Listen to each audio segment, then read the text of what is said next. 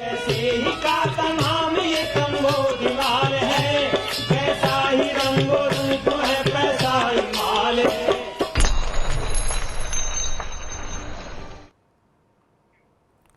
नमस्कार, मैं हूं शुभम शंकर। आप देख रहे हैं मनी 9। समय हो गया है मनी सेंट्रल का। मेरे साथ स्टूडियो में खबरों के विश्लेषण के लिए मनी 9 के एडिटर अंशुमान तिवारी जी जुड़ गए हैं। सर, बहुत स्वागत है आपका। अंशुमान जी से चर्चा शुरू करें उससे पहले आपको बता दें, आज दिन की सबसे बड़ी खबर एक बार फिर अदानी समूह है। लगातार बना हुआ है, पिछले 1-1.5 हफ्ते से हम लोग लगातार आपको हर छोटी बड़ी खबर बता रहे हैं। आज फिर समूह से जुड़ी कुछ देसी खबरें हैं, कुछ विदेशी खबरें हैं। दोनों मोर्चे पर कुछ राहत की खबरें हैं, कुछ ऐसी खबरें हैं जो और चिंता में डाल सकती हैं। शेयरों का आपने प्रदर्शन देखा ही होगा। कल ही हमने आपसे कहा था कि संकट अभी टला नहीं। आज आगे की बात करेंगे, लेकिन कौन सी खबरें हैं आज मनी सेंट्रल का हिस्सा, ये जानने के लिए आप देखिए ये ऑन द शो। शुरुआत करेंगे, कर्ज की किस्त टूटने पर क्या नहीं लगेगी पेनल्टी। आरबीआई कुछ ऐसी ही तैयारी कर रहा है आपको राहत देने के लिए। क्या आपके मोबाइल में भी नहीं आ रहे 5G के सिग्नल? क्यों नहीं आ रहे, ये आज आपको मनी सेंट्रल में पता चलेगा। फिर महंगा हो सकता है खाने का तेल, ऐसा क्यों, ये बताएंगे। पेटीएम पर क्यों बुलिश हैं ब्रोकरेज फर्म। अदानी पावर के मुनाफे में इतनी बड़ी गिरावट क्यों, और अदानी समूह को लेकर अब क्या है सबसे नई और सबसे बड़ी चुनौती, ये आज चर्चा करेंगे। शुरुआत, कर्ज की किस्त टूटने पर क्या होगा। कर्ज अदायगी की किस्त अगर चुकाने में आप असफल होते हैं तो उस पर लगने वाली पेनल्टी जल्द खत्म हो सकती है। इस तरीके के प्रावधान पर आरबीआई काम कर रहा है। आरबीआई की तरफ से कहा गया है कि बैंकों की तरफ से लगाई जाने वाली पेनल्टी हर तरीके से तार्किक और पारदर्शी होनी चाहिए। सर, आरबीआई ऐसा क्या करने जा रहा है और क्यों करने जा रहा है? कल मॉनेटरी पॉलिसी रिव्यू में आरबीआई गवर्नर ने बैंकों की तरफ से लोन की किस्त चुकाने पर लगने वाली पेनल्टी पर एक नीति में बदलाव का संकेत दिया था और ये कहा था कि रिजर्व बैंक अपनी तरफ से एक प्रस्ताव लाएगा जिस पर बैंकों से चर्चा की जाएगी। 2 तरीके की शिकायतें रिजर्व बैंक के पास पहुंची हैं और आरबीआई गवर्नर ने कहा कि बैंक ने अपनी समीक्षा में भी ये पाया है कि ज़्यादातर बैंक पीनल रेट का या जो पेनल्टी रेट है उसको नॉर्मल इंटरेस्ट रेट के ऊपर लगा देते हैं यदि कोई अपनी किस्त चुकाने में चूकता है या डिफ़ॉल्ट करता है या टर्म्स एंड कंडीशन का पालन नहीं करता। इस प्रक्रिया को रिजर्व बैंक ने बहुत उचित नहीं माना है। दरअसल अभी बैंक अलग अलग तरीके से आपके लोन की किस्त समय पर ना चुकाए जाने के कारण अलग तरीके अपनाते हैं दंडात्मक शुल्क या पेनल्टी लगाने के लिए। आरबीआई ने कहा है कि बैंक एक ड्राफ्ट गाइडलाइंस जारी करेगा और उनके जरिए कैसे वित्तीय संस्थाएं, बैंक और अलग अलग कर्ज देने वाले लोग लोन चूकने पर या कर्ज की किस्त चूकने पर पेनल्टी लगाएं, इसकी प्रक्रिया को निर्धारित किया जाएगा। संकेत यह है कि आरबीआई कम से कम इसे ब्याज दर और मूलधन से बाहर रखना चाहता है। उसका मानना यह है कि ब्याज पर और मूलधन पर पेनाल्टी नहीं लगाई जानी चाहिए क्योंकि एक बार चुकी हुई किस्त उसको अलग से इसके भुगतान की व्यवस्था की जानी चाहिए। और इस महत्वपूर्ण गाइडलाइन का इंतज़ार रहेगा क्योंकि बहुत सारे उपभोक्ताओं की शिकायत है कि बैंक अगर वो कर्ज चुकाने में चूकते हैं तो उसे भी ब्याज में शामिल कर देते हैं। क्या आपके मोबाइल में भी 5G के सिग्नल नहीं आ रहे? क्या आपके मोबाइल में भी 5G नहीं चल पा रहा? देश के हजारों ऐसे सब्सक्राइबर हैं जिनके सामने ये समस्या आ रही है। ग्राहकों की इस शिकायत को ध्यान में रखते हुए दूरसंचार विभाग मोबाइल बनाने वाली कंपनियों से जल्द बैठक करने जा रहा है। देश में तमाम शहरों में 5G की सर्विस लॉन्च हो गई, लेकिन जब सर्विस लॉन्च हुई तो लोगों को कॉल ड्रॉप की समस्या, 5G का नेटवर्क जितनी तेज उम्मीद थी उतनी तेज ना चलना, ऐसी समस्याएं आ रही थी। सर, क्या बैठक में होने जा रहा है और क्या समस्या है दरअसल ये? शुभम, ये समस्या इसका समाधान नहीं हो पा रहा है। भारत में बहुत सारे शहरों में 5G की सर्विसेज अब शुरू हो गई हैं थोड़ी बहुत और लोगों को 5G इस्तेमाल करने की सुविधा मिल रही है, पर उनके मोबाइल फ़ोन्स में 5G का नेटवर्क नहीं मिलता है। ये समस्या के लिए भारत का दूरसंचार विभाग पिछले अक्टूबर से कंपनियों के साथ बात कर रहा है पर कोई समाधान नहीं निकला। समस्या ये है कि गूगल पिक्सल के फ़ोन, Xiaomi, पोको, वीवो और ओप्पो, इनके कुछ खास मॉडल्स ऐसे हैं जिनके सॉफ्टवेयर अभी भी अपडेट नहीं है 5G सर्विस पर चलने के लिए। इन कंपनियों से लगातार पिछले 3 महीने 4 महीने से सरकार और दूरसंचार विभाग कह रहा है कि उन्हें अपने सॉफ्टवेयर अपडेट करने चाहिए, पर वो उपलब्ध नहीं है। और अब दूरसंचार कंपनियां और उपभोक्ता इस बात की शिकायत भारत के टेलीकॉम लाइसेंसर यानी डिपार्टमेंट ऑफ टेलीकॉम से कर रही हैं कि अगर कंपनियों के हैंडसेट अपडेटेड नहीं हुए तो वहाँ 5G सर्विसेज पहुंचाना असंभव होगा और नेटवर्क की क्वालिटी नहीं मिलेगी। दूरसंचार विभाग इस पर जो हैंडसेट मैन्युफैक्चरर्स हैं उनके साथ एक बैठक करने वाला है। तो यदि आपके फ़ोन में भी 5G नहीं आ रहा है और आप 5G लेना चाहते हैं तो एक बार ज़रा चेक करिएगा कि आपका फ़ोन उन्हीं फ़ोन्स में तो शामिल नहीं है जिनके अभी सॉफ्टवेयर अपडेट ही नहीं हुए हैं। खाने के तेल की कीमतें एक बार फिर से बढ़ सकती हैं। पाम तेल की कीमतों में बढ़ोतरी की आशंका इसलिए बढ़ गई है क्योंकि इंडोनेशिया में कुछ दिक्कत है। भारत को बड़ी मात्रा में पाम तेल की सप्लाई इंडोनेशिया से होती है और उसने ये फैसला लिया है कि तेल निर्यात के कुछ परमिट को वो रद्द कर देगा। भारत में जितना पाम तेल आयात होता है उसका लगभग 50% हिस्सा इंडोनेशिया से आता है। सर, इंडोनेशिया ऐसा क्यों करने जा रहा है? इंडोनेशिया में फिर वो पिछले साल जैसी समस्या बनती दिखाई दे रही है। इंडोनेशिया में कच्चे तेल, क्रूड पाम ऑयल की और पाम खाने वाले तेल की कीमतों में बढ़ोतरी दिखाई दी है। रमज़ान के कारण भी मांग की संभावना दिख रही है और इसलिए ऐसा पता चला है, बाजार में इस तरीके के संकेत हैं कि इंडोनेशिया ने अपने कुछ एक्सपोर्ट ऑर्डर्स पर पाबंदी लगा दी है या जो निर्यात के ऑर्डर हैं उन्हें सीमित कर दिया है। इंडोनेशिया दुनिया का सबसे बड़ा इस कमोडिटी का सबसे बड़ा निर्यातक है, सबसे बड़ा पाम ऑयल निर्यातक है। भारत के लिए ये खबर अच्छी नहीं है क्योंकि भारत में लंबे समय के बाद पिछले 2-3 महीनों में हमने देखा था कि के खाद्य तेल की कीमतों में थोड़ी कमी आई थी या उनमें बढ़ोतरी नहीं दिखाई दी थी। लेकिन अब फिर ऐसा लगता है कि अगर इंडोनेशिया से आने वाला आयात कम होता है या निर्यात पर वहाँ पर पाबंदी लगाई जाती है तो भारतीय बाजार में खाद्य तेल की कीमतें फिर से बढ़ सकती हैं। टैक्स अदायगी से जुड़े मामलों के निपटारे के लिए वित्त मंत्रालय ने विवाद से विश्वास योजना के दूसरे चरण का ड्राफ्ट जारी किया। ये दूसरी स्कीम है और सभी भागीदारों से इस पर राय मांगी। ईज ऑफ डूइंग को बढ़ाने के मकसद से वित्त मंत्री निर्मला सीतारमण ने बजट में इसकी घोषणा की थी। विवाद से विश्वास योजना के दूसरे चरण में सितंबर 2022 तक के विवादों को निपटाया जाएगा। सर, ये स्कीम किस तरीके के मामलों को निपटाने के लिए आई है? मूलतः विवाद से विश्वास स्कीम बुनियादी रूप से टैक्स अदायगी के लिए थी, पर यह स्कीम टैक्स अदायगी के मामले निपटाने के लिए नहीं है। ये विवाद से विश्वास स्कीम पार्ट 2 है और इस स्कीम के तहत वित्त मंत्री ने अपने बजट भाषण में इस बात की घोषणा की थी कि जो छोटे उद्योग हैं, जो बड़े जो सरकारी कंपनियों के साथ को तमाम उत्पादों और सेवाओं की आपूर्ति करते हैं, उनके साथ जो डिस्प्यूट हो रहे हैं उन्हें निपटाने के लिए एक स्कीम लाई जानी चाहिए ताकि वो मामले निपटाए जा सकें। और इसके लिए विवाद से विश्वास स्कीम पार्ट 2 की घोषणा की गई है और इसका ड्राफ्ट और इसके नियम संहिता भी जारी कर दी गई है। इसमें सरकारी कंपनियों और छोटे उद्योगों की राय मांगी गई है।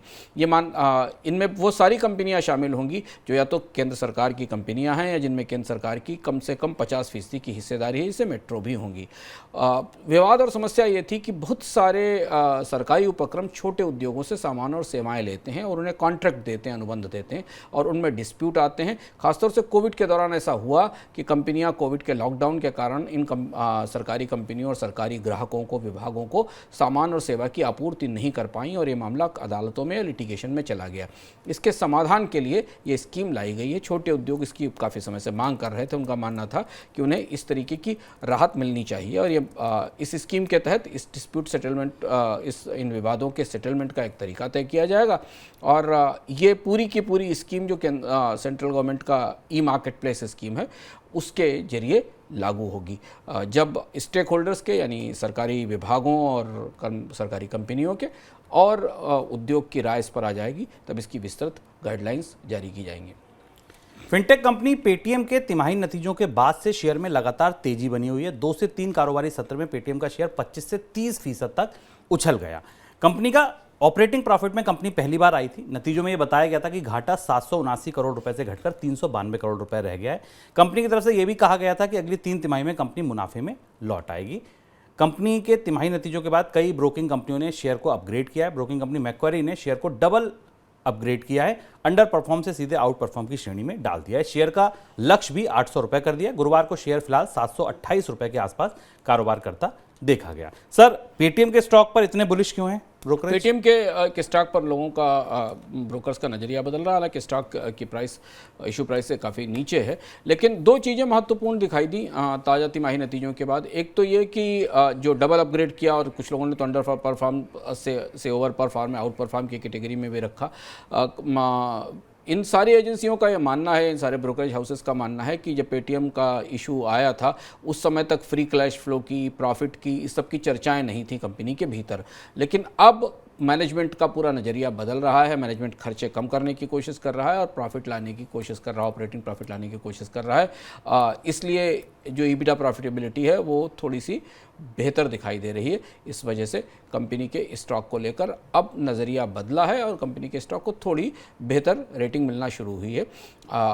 अगले क्वार्टर के नतीजों पर यह निर्भर करेगा कि पेटीएम के प्रबंधन ने जो दावा किया है उस दावे के हिसाब से अगली तिमाही में और उसके बाद की तिमाही में पेटीएम के हालात में, उसकी वित्तीय स्थिति में कितना बदलाव होता है।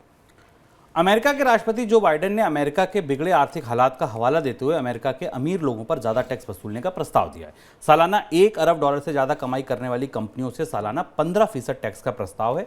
इसके अलावा $10 करोड़ से ज्यादा संपत्ति रखने वाले परिवारों पर 20% टैक्स वसूला जाएगा। पहले यह स्लैब 8% का था। सर, किस तैयारी में है बाइडेन?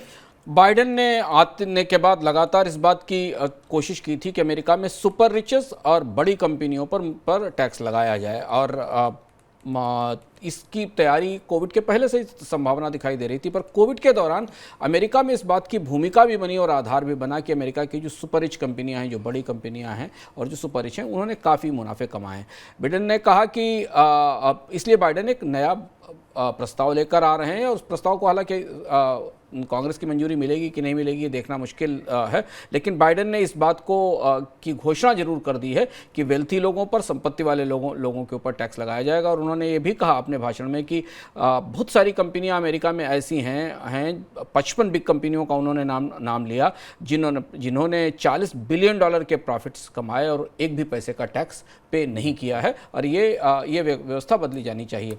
डेमोक्रेटिक पार्टी का हमेशा से राजनीतिक रूप से ये रुख रहा है कि जो सुपर रिच हैं, जो वेल्थी हैं, उन्हें टैक्स किया जाए, लेकिन अभी ये संभव नहीं दिखता है कि जो हाउस जो अमेरिका की कांग्रेस और सीनेट है, उसके संतुलन के हिसाब से बाइडेन इस बिल को कितनी आसानी से पास करा पाएंगे, मुश्किल है। लेकिन 8 अलग अलग स्टेट्स सुपर रिचेस पर टैक्स लगाने की तैयारी कर रहे हैं, और इस तरह से अमेरिका में अब सुपर रिच और वेल्थ पर टैक्सेशन की प्रक्रिया शुरू हो सकती है। कोरोना की मार से चीन की अर्थव्यवस्था को उभरते देख फिच रेटिंग एजेंसी ने चीन की ग्रोथ के अनुमान को बढ़ाया है। एजेंसी ने 2023 के लिए चीन की जीडीपी ग्रोथ के अनुमान को बढ़ाकर 5% कर दिया। पहले ये 4.1% था। हाल के दिनों में चीन की अर्थव्यवस्था में आ रही रिकवरी के कई आंकड़े सामने आए हैं, जिन्हें देखते हुए फिच रेटिंग ने चीन को अपग्रेड किया है। फिच रेटिंग ने इस अपग्रेड के बाद वैश्विक बाजार में कच्चे तेल की कीमतों में तेजी देखी गई। ब्रेंट क्रूड का भाव उछलकर $85 के करीब पहुंच गया। अमेरिका के बाद चीन दूसरा सबसे बड़ा कंज्यूमर है। चीन की अर्थव्यवस्था में सर क्या अच्छा दिख रहा है? चीन की अर्थव्यवस्था को लेकर लंबे समय के बाद इस तरीके का आकलन आया है, जिसमें किसी एजेंसी ने चीन में 5% की आर्थिक विकास दर का आकलन किया है 2023 में। बीच में जब कोविड के लॉकडाउन दोबारा लौटे थे, कोविड की लहरें बार बार लौटी थी, उसके बाद तो चीन को लेकर दुनिया के बाजार में सेंटिमेंट काफ़ी ख़राब हुआ था। लेकिन अब फिच का कहना है कि 2-3 महत्वपूर्ण घटनाक्रम पिछले दिनों में दिखाई दिए हैं, जिसके कारण चीन की अर्थव्यवस्था में आर्थिक विकास दर अपेक्षाओं से थोड़ी बेहतर हो सकती है, उतनी ख़राब नहीं रहेगी जितनी बात शुरुआत में कोविड के दौरान कही जा रही थी, जो कोविड की ताज़ी लहर आई थी। 2-3 महत्वपूर्ण चीज़ें हाई फ्रिक्वेंसी नंबर में फिच को दिखाई दी हैं। एक तो पहली चीज़ ये कि कंजम्पशन बढ़ रहा है, खपत और डिमांड बढ़ रही है चीन में, और इसकी वजह से आर्थिक विकास दर को मदद मिलेगी। और दूसरा ये कि बाकी जो उद्योग हैं, जो कोविड के कारण अपने कामकाज रोक चुके थे, उनकी गतिविधियों में भी बेहतरी आ रही है और रिकवरी तेज़ी से दिखाई दे रही है। चीन का जो परचेजिंग मैनेजर इंडेक्स है मैन्युफैक्चरिंग और सर्विसेज का उसका भी फिच ने हवाला दिया है कि उसमें भी ग्रोथ दिखाई दे रही है। अब वैसे चीन की दृष्टि से देखें, दुनिया की अर्थव्यवस्था की दृष्टि से देखें शुभम, तो ये अच्छी खबर है, लेकिन कमोडिटी बाजार के लिए ख़राब खबर है, या भारत जैसे देशों के लिए थोड़ी अच्छी खबर नहीं हो सकती, क्योंकि इसके बाद हमने कच्चे तेल की कीमतों में बढ़ोतरी देखी। अगर चीन में ये रुख, अर्थव्यवस्था में विकास दर लौटने का रुख और ज़्यादा मजबूत होता है, तो हमें बाकी कमोडिटीज़ की कीमतों में भी बढ़ोतरी दिखाई देगी, क्योंकि चीन की अर्थव्यवस्था में इस साल तेज गिरावट एक बड़ी वजह थी, जिसके कारण हमने अंतर्राष्ट्रीय अर्थव्यवस्थाओं में, खासतौर से कमोडिटी के बाजार में कीमतों पर एक दबाव देखा था। लेकिन अगर चीन से नई मांग निकलनी शुरू हुई तो कच्चा तेल फिर $90 की तरफ बढ़ सकता है। अब दिन की सबसे बड़ी खबर का रुख करते हैं।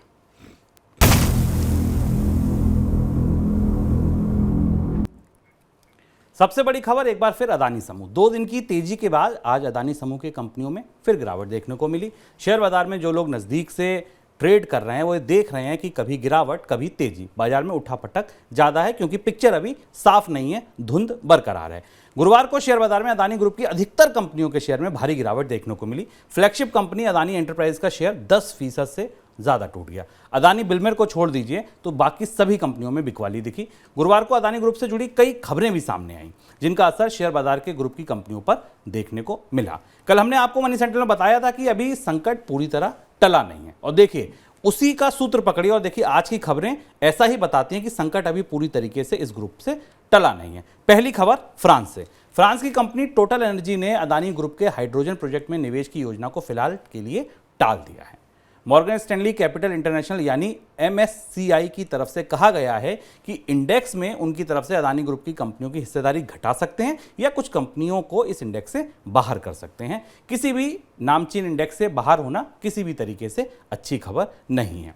इस बीच में देश से जो खबरें आई उनमें सबसे अहम खबर यह थी कि सेबी ने ज़्यादा कर्ज में लदी कंपनियों में कॉर्पोरेट गवर्नेंस को लेकर एक कंसल्टेशन पेपर जारी किया है। अब सीधी सी बात है, जब ऐसे समय में चर्चा पत्र आ रहा है कि डेट के मामले की वजह से कंपनियों की पिटाई हो रही है, तो सीधा संदर्भ ये जाता है कि ये कंसल्टेशन पेपर के सूत्र भी तार भी कहीं ना कहीं अदानी समूह से ही जुड़े हैं। इस बीच बुधवार को अदानी पावर का नतीजा आया। नतीजे में पता चला कि कंपनी के मुनाफे में 96% की गिरावट देखने को मिली। केवल 9 करोड़ रुपए रह गया कंपनी का मुनाफा। ये तमाम खबरों की परतें खोलते हैं, एक एक करके इन खबरों का मतलब समझने की कोशिश करते हैं कंपनी के लिए, अदानी समूह के लिए। सर, पहली खबर, फ्रांस का टोटल ग्रुप क्या अदानी ग्रुप से दूरी बना रहा है? टोटल ग्रुप वो ग्रुप है जिसके बारे में हमने आपको बताया था कि टोटल ग्रुप ने 2-3 दिन पहले इस तरीके की खबरें अंतर्राष्ट्रीय मीडिया से आई थी कि टोटल ग्रुप ने अडानी समूह को अपने कामकाज के स्पष्ट ऑडिट के लिए कहा और ये भी कहा है कि दुनिया की किसी बड़ी ऑडिट एजेंसी को शामिल किया जाए। हालांकि अडानी समूह की तरफ से कामकाज के दोबारा ऑडिट कराने की घोषणा नहीं की गई, लेकिन इस बात के संकेत 2 दिन पहले जरूर दिए गए थे कि अडानी समूह अपने कामकाज में खासतौर से जो रिलेटेड पार्टी ट्रांजेक्शन है, पारदर्शिता के जो मुद्दे हैं उनकी जाँच के को तैयार है और उसकी अलग से स्वतंत्र जाँच कराएगा। खैर, इस पूरे घटनाक्रम के बाद टोटल एनर्जी का जो अडानी की पार्टनर है फ्रांस की कंपनी, उसका बयान आया और उस बयान ने काफ़ी चौंकाया बाजार को और उसका असर हमें शेयर बाजार में आज दिखाई दिया। अब यहाँ से हम एक दूसरे दौर में पहुँचते हैं अडानी समूह में, जहाँ बैंकर्स के बाद उसके जो बाकी बिजनेस पार्टनर्स हैं उन्होंने अपने नज़रिए में बदलाव करना शुरू किया है अडानी समूह के साथ।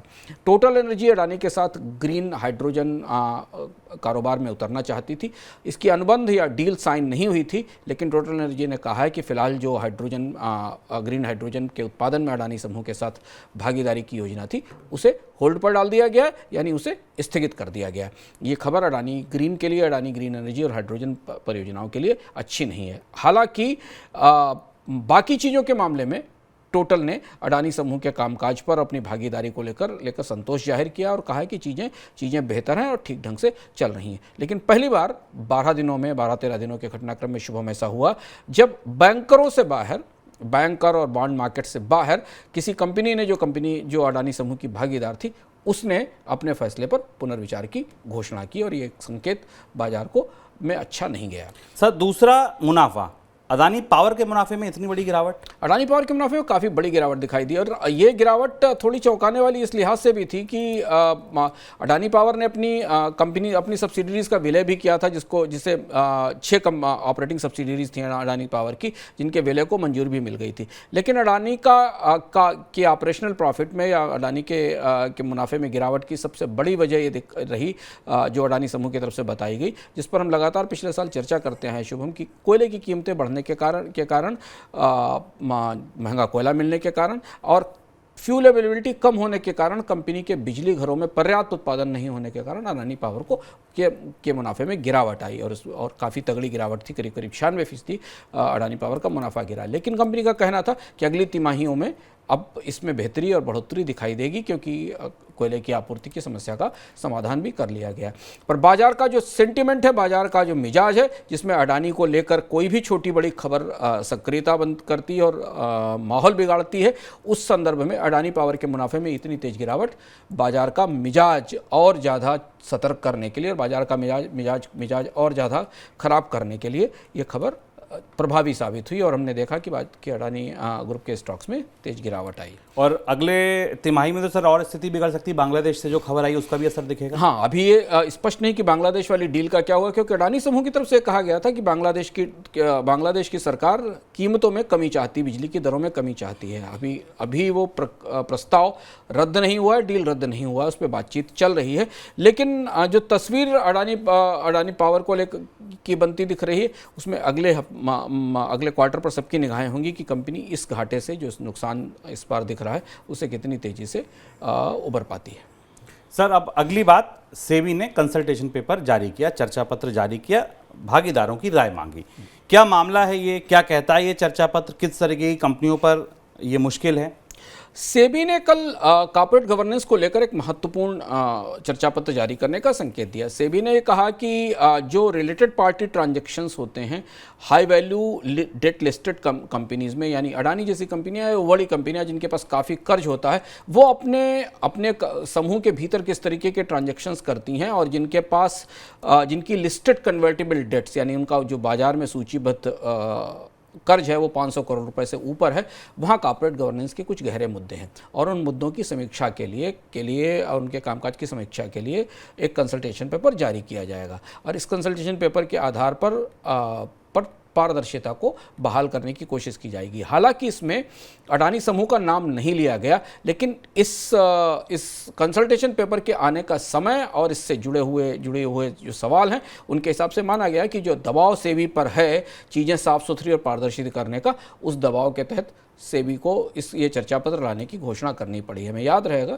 कि हिंडनबर्ग ने अपनी रिपोर्ट में रिलेटेड पार्टी ट्रांजैक्शंस को लेकर ही और विदेश की तमाम कंपनियों के बीच जो शेल कंपनियां उनके बीच कामकाज को लेकर सवाल उठाए थे। अब सेबी का इसका ये चर्चा पत्र क्या शर्तें तय करता है और किस तरीके के कॉर्पोरेट गवर्नेंस के नियम बनाता है, इस पर निगाह रहेगी। फिर ये एक और खबर ऐसी थी जिस खबर का सीधा निशाना अडानी समूह पर था और जो कि कर्ज में भारी कर्ज में लदी हुई कंपनी है और उसके कामकाज में कॉर्पोरेट गवर्नेंस के गंभीर मुद्दे रहे हैं। इसका आरोप हिंडनबर्ग की रिपोर्ट में भी लगाया गया और इससे पहले भी सेबी कहती रही कि कुछ मामलों की जांच कर रही है। सर, अगली बात कर्ज बाजार से करते हैं। शेयर बाजार में तो चलिए 2 दिन तेजी थी, 1 दिन गिरावट थी। कर्ज बाजार से अभी अच्छी खबरें नहीं आ रही हैं अदानी समूह के लिए। हाँ, कर्ज बाजार से एक जो सबसे चुनौतीपूर्ण खबर आई, जो आज जिस खबर ने सबको चौंकाया, वो खबर ये भी बाजार के मिजाज को थोड़ा सा बिगाड़ने के लिए थी। एक खबर रॉयटर्स की तरफ से आई कि अडानी ने जो 1.1 बिलियन डॉलर का लोन रिपे किया, पूरा किया, इसके लिए मार्जिन कॉल आ गई थी। यानी कंपनी को इस बात के लिए चेतावनी दी गई थी कि वो कर्ज चुकाने में देरी कर रही है और उसे समय से अपना कर्ज चुकाना चाहिए। क्योंकि बाजार का सेंटीमेंट, बाजार की अंतर्धारणा अडानी समूह को लेकर इतनी ज़्यादा उलझी हुई है और इतनी ज़्यादा खराब है कि अडानी समूह को तत्काल आनन फानन में दौड़कर ये पूरा का पूरा कर्ज जो कि शेयर बैक लोन था उसे चुकाना पड़ा है। और यहाँ से एक और जैसा कि हम लगातार मनी सेंटर में आपको बता रहे हैं कि अडानी समूह के कर्ज को लेकर तमाम सवाल, तमाम उलझनें और तमाम दिक्कतें दिख रही हैं। यहाँ से एक और बाजार को संकेत मिला कि चीज़ें संभलने में अभी वक्त लगेगा, चीज़ें पूरी तरह बेहतर नहीं हैं। इस बीच में एक खबर बाजार बंद होने के बाद आई कि नॉर्वे का एक वेल्थ फंड है, उसने अडानी समूह में अपनी जो अधिकांश हिस्सेदारी थी, जो बची हुई सारी हिस्सेदारी थी, उसे भी बेच दिया है। सर, MSCI इंडेक्स पे फैसला होगा, अभी तक नहीं हुआ जब हम ये शो रिकॉर्ड कर रहे हैं। ये इतना अहम क्यों है? मतलब इस इंडेक्स से बाहर निकल जाना या उसमें वेटेज कम हो जाना इतना असर की आज शेयर बाजार में पिटाई हो गई शेयरों की? ये शायद बाजार को शुभम MSCI इंडेक्स से, मॉर्गन स्टैनली इंडेक्स से बाहर निकलने का मामला आज बाजार के लिए सबसे सेंटीमेंट को खराब करने वाला या अडानी स्टॉक्स में दोबारा बिकवाली का बड़ा दौर शुरू करने वाली प्रमुख खबर थी। 2 दिन हमने अडानी समूह के शेयरों में खरीद देखी थी, थोड़ी सी बेहतरी देखी थी, लेकिन आज इसमें बहुत तेजी से बदलाव हुआ। MSCI ने यह कहा कि बहुत सारी ऐसी कंपनियां हैं, ये तय किया है इस इंडेक्स के निर्माताओं ने कि बहुत सारी ऐसी कंपनियां हैं जिनके फ्री फ्लोट को लेकर, जिनकी परिस्थिति को लेकर समीक्षा करने की ज़रूरत है। और ऐसा माना जा रहा है कि इसमें अडानी समूह की जो कंपनियां, उसमें 1 या 2 कंपनियों को किसी को बाहर किया जा सकता है या कंपनी का वेटेज कम किया जा सकता है। अडानी की और किसी भी सूचकांक से किसी स्टॉक का वेटेज कम किया जाना या उसे बाहर किया जाना, उसकी साख को लेकर, जो बात हम लगातार कह रहे हैं, उसकी साख को लेकर शेयर बाजार में उसकी साख को लेकर एक किस्म की सीधी टिप्पणी की जाती है, टिप्पणी मानी जाती है। MSCI ने कहा है कि वो कई सारे इन्वेस्टर्स ऐसा मान रहे हैं कि कुछ स्टॉक्स को लेकर पूरी तरह निश्चितता नहीं और पारदर्शिता नहीं है। तो अगर MSCI इंडेक्स का फैसला जो कि रात तक आएगा, जब तक हमें रिकॉर्ड कर रहे थे तब तक MSCI इंडेक्स के फैसले की घोषणा नहीं हुई थी, अगर अडानी समूह के स्टॉक्स की वैल्यूएशन में कमी आती है या कोई स्टॉक हटाया जाता है तो हमें इसका असर कल बाजार पर दिखाई देगा। आज ही बाजार पर इसका असर दिखाई दिया और इसके साथ लोग ये भी जोड़ेंगे कि भारत के बहुत सारे और भी सूचकांक हैं जिन सूचकांकों में अडानी समूह शेयर बाजार के सूचकांकों में हिस्सा बना हुआ है। फिर आगे उनका क्या होगा? उन सूचकांकों में अडानी समूह के भार में, उनके वेटेज में कमी आएगी या अडानी समूह की कंपनियों को सूचकांक से बाहर जाना होगा, क्योंकि यहाँ से सूचकांकों के पुनर्गठन की प्रक्रिया का नया रास्ता खुलता है। तो 2 नए रास्ते खुले आज अडानी समूह के मामले में, 2 नए डेवलपमेंट आए। पहला ये कि अडानी समूह के एक पार्टनर ने, जो कि गैर बैंकिंग बिजनेस पार्टनर था, उसने अपने कामकाज की समीक्षा शुरू की, परियोजना रोकी। और दूसरी तरफ एक एक्सचेंज, एक इंडेक्स मैनेजर ने या इंडेक्स एग्रीगेटर ने अडानी समूह के शेयर्स को लेकर, स्टॉक्स को लेकर अपना नज़रिया बदलने का संकेत दिया। चलिए, ये तो थी अडानी समूह से जुड़ी खबरें, लेकिन खबरें कुछ और भी हैं जो जानना जरूरी हैं, उन्हें हम जानेंगे मनी सेंट्रल झटपट में।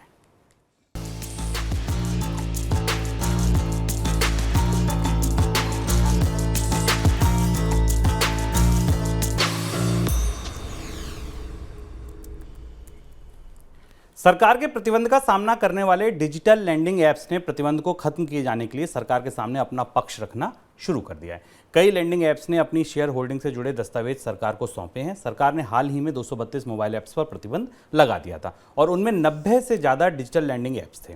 उधर रिजर्व बैंक की तरफ से कहा गया है कि केंद्रीय बैंक डिजिटल लैंडिंग ऐप्स का रेगुलेशन नहीं करता है। बैंक ने गैर बैंकिंग फाइनेंस कंपनियों से उनके लैंडिंग ऐप्स की लिस्ट मांगी थी। लिस्ट को केंद्र सरकार को भेजा गया था और केंद्र सरकार ने अपने विवेक से ऐप्स पर प्रतिबंध लगाया है। एंटरटेनमेंट कंपनी, दुनिया की सबसे बड़ी एंटरटेनमेंट कंपनी डिज्नी ने कहा है कि घाटे से बचने के लिए कंपनी दुनिया भर में 3.6% कर्मचारियों की छंटनी करेगी।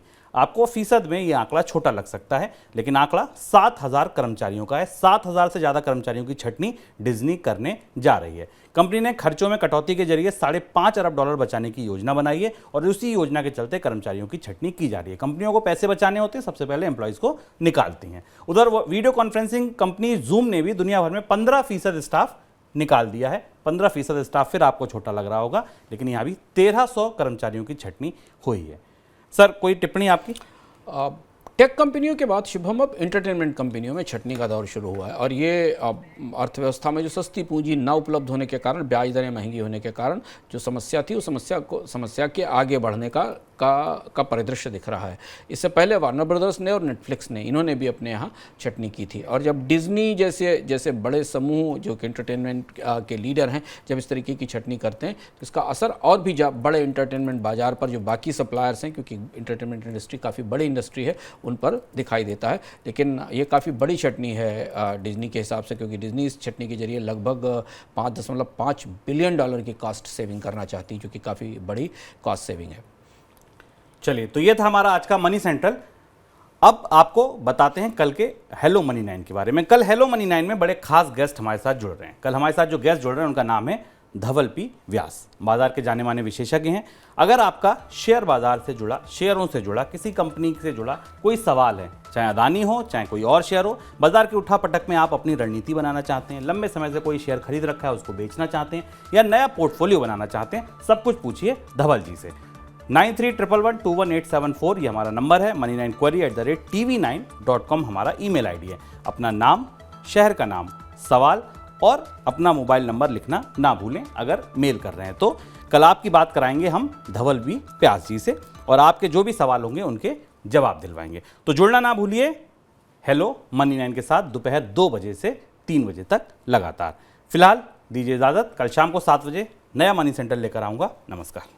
ऐसे ही का तमाम ये कमो दीवार है, वैसा ही रंगो